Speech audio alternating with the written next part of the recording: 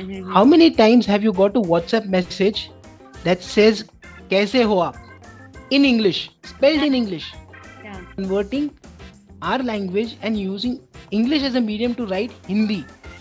See at what level we are working.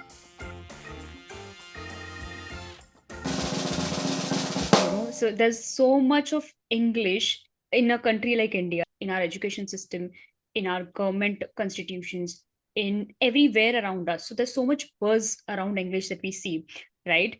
And EKBB, which is English Ka Bhoot Bhagao podcast, is majorly focusing on what exactly this bhoot is, why people still feel that it's a superior language, why people are scared of speaking this language. So today we have with us Harshal Pillai.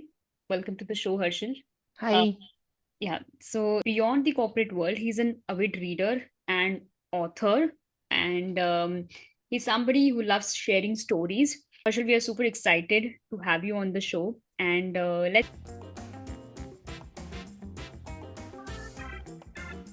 So yeah, English is required. See, English has become prominent as a trade language. It's Mm-hmm. a trade language. So if you want to do trade, if you want in any kind of trade, you need to know English. Okay. That's the first thing. Second thing, it's become a very common language in India. The reason being it was enforced on us and Mm-hmm. we've adapted to it. Right. Now, if you want to take off English as a language, let's say we decide we do not want to use English, then what language do you use which is common? Mm-hmm. There's no common language, right? There's no replacement for it. We Right. never had a replacement for it before the colonial period also. There Mm-hmm. is Hindi, there is Marathi, there's Marwari, and everybody is proud of the language that they use. But because we are such a big country with so many states, you can't have people working in different languages and working together. Doesn't Right. happen. Yeah. So English became a common denominator there, and it's not only in India; it's happened across the globe where it became a common denominator to do business. Yeah. So it's a trade language. Mm-hmm. It's not your mother tongue. It's not your regional language. It's a trade language. And if you want to do trade, you have to learn English. Because it opens more doors for you. Right. A pani puri wala or somebody who only deals, or a grocery store guy who only deals with your local state language, him knowing or not knowing English does not make a difference Right. because it doesn't affect his trade. But if you're looking at something more, I don't want to degrade anybody, but even if it's a diamond or a gold trader, right, they are the richest people in the world, like they have money, but they don't necessarily need to know English. They need to know the regional language so that they can convince the customer in the regional language to buy gold, right?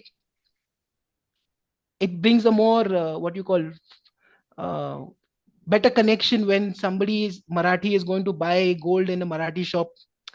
Speaking in Marathi, they tend to buy it faster. Eh? Yeah. Yeah. Hereditary gold hai hamara ye wo. So that is how it works. Where English comes into this picture is uh, we are bilingual people in India. Everybody is bilingual. We Everybody speaks more than or a variance of one language, at least two or three languages. And if the person is speaking English, then he is automatically speaking two languages. If somebody is speaking more than two languages, it generally happens that they have a mother tongue, they have a state language, then they have the national language, and then English also comes into picture. So there are four languages somebody is communicating in, right? So then what happens is there is something called as mother tongue influence, which comes into picture, which can be seen as something that can be difficult for for the person on the other side to understand, because you are influenced by your mother tongue or the language that you generally speak, which was a problem until say 2010 2011. After that it became that as long as the other person understands you, you speak the way you want to speak. See, when you talk about English, there are two things that you need to understand. One is written English. How good are you at writing English? And the second is spoken English. How good are you at speaking in English? we as a culture were trained to be good at writing English.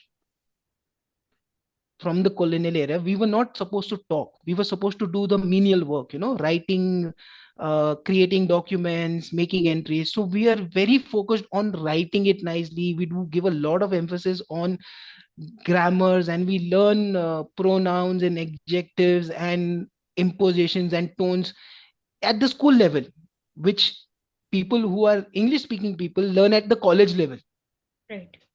right? So we are already doing it in the school level. So we are more focused on writing it correctly, where the comma comes, where the full stop comes, all those things.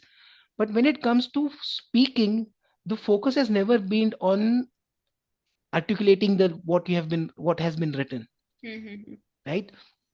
So the difficulty comes where people know how to write a whole lot, and they'll do it perfectly, like 98% accuracy when you put it to test. But if they are asked to read the same thing or to describe what they have written, it becomes difficult, because now they are looking for the right pronunciation, the right enunciation, the right full stop. Everything gets messed up. Right. To see, I'll give you a very simple example. Here, if you call somebody sir, it's a sign of respect. Mm.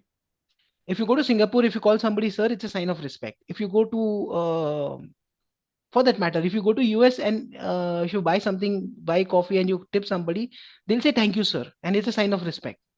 If you go to UK and if you say sir, the person is going to say I have not been knighted by the queen, right now the king, because sir is a title only given to you by the queen. Otherwise you're not supposed to say sir Oh, to anybody, yeah. right? Why do we keep calling everybody sir? Again, colonial effect. Every Englishman was supposed to be a sir, and now everybody who's big is sir. Yeah. तो अगर आप किसी को sir, if you don't say sir to somebody, then they get offended. Yeah. Right.